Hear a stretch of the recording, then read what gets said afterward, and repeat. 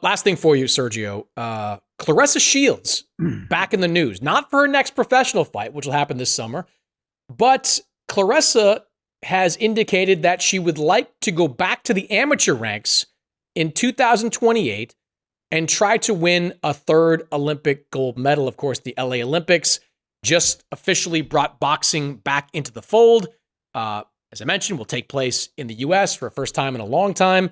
What do you think, Sergio? Do you want to see Claressa Shields back in the amateur ranks competing for Olympic gold once more? Sure. Why not? Why not? Keep stat padding like LeBron James, your favorite player that you keep writing about. That will never be the GOAT. That will never be Michael Jordan. Why are we Kobe talking about Bryant. LeBron James right now? Because we're talking about the GOAT in Claressa Shields. She is a self-proclaimed GOAT. Whoa. And look, man, her resume is incredible, man. We say it all the time. So why not pick up another gold medal? Become the first person to get 3 gold medals.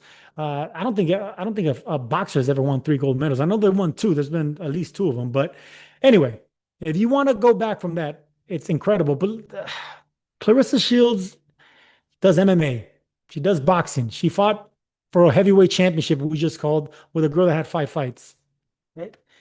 The talent in that weight class is not there. I'm sorry to say. So she's going to have to find wherever there's attention, wherever there's money, wherever that they're going to give her an opportunity to do something great. And if it goes back to to becoming an amateur, I mean, you're pretty much going backwards from being the undisputed heavyweight champion to going back to the amateurs to pick up another gold medal. What are we doing, man? That's just, it's man, it's negative what I want to say, man. So I'll just stop it there. It's not a good look for her, man. It's not a good look. I'd rather her keep knocking out fighters at the top level that no one's heard of and keep picking up world championships, even if they're vacant, than regressing and going back to the amateurs against people that are coming up and not even pros. It's just not a good look. I agree with you. I don't need to see Claressa back in the amateur ranks. She's I think she's over 30 now, just turned 30. She's accomplished what she needs to accomplish in the Olympic setting. Sure, it would be cool to fight on your home soil, to win Olympic gold medal on your home soil, but that doesn't really do anything for me. We should acknowledge that Claressa is a victim of a really shallow pool of talent. All the talent in women's boxing is at 147 and under. It's a fact, right? You look at the pound for pound list, you look at the big fights that are being made right now this summer, Taylor and Serrano part 3, like all the talent is 147 and below. So fighting someone like Lonnie Daniels, who Claressa is going to fight this summer, is kind of what you're left with if you're going to fight at 154 or 160 even and above. I still think there are marketable fights out there for Claressa Shields. I'll keep beating this drum. I don't know why we're not talking more about Claressa and Mikaela Mayer.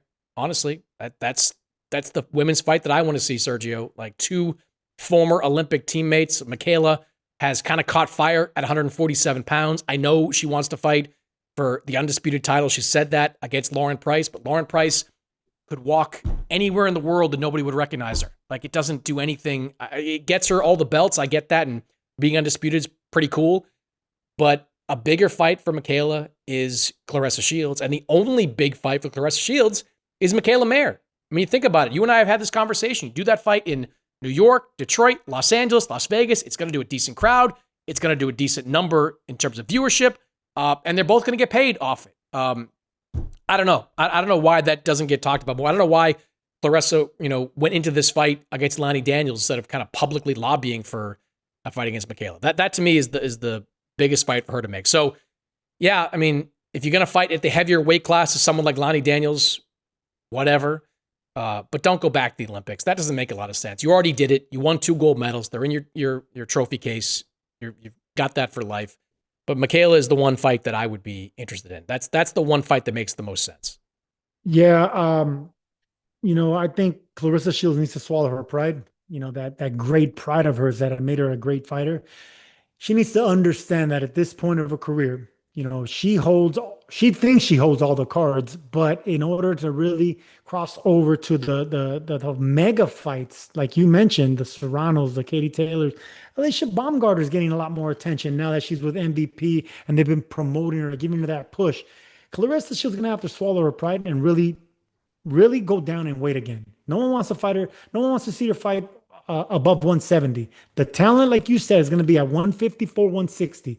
She's a Not even 160. 160 is nothing there. It's 54, and that's only if Mikaela comes up. There you go. Well, maybe a catch weight in between both. You know, that will actually be good because Claressa's a big girl. She's a big fighter.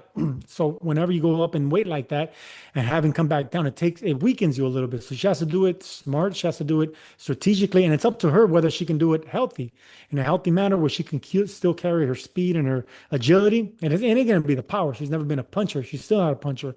I just think if she carries her agility, her speed, and her technique, and she can have a full camp, then go down and suck it up, man. Swallow your pride and shut everyone up and go, at a catch weight between 154 and 160.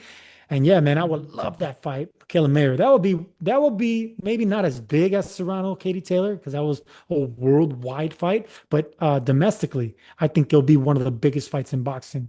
I think Shields Mayer is bigger domestically than Taylor Serrano. I mean, Taylor's that's what I'm saying.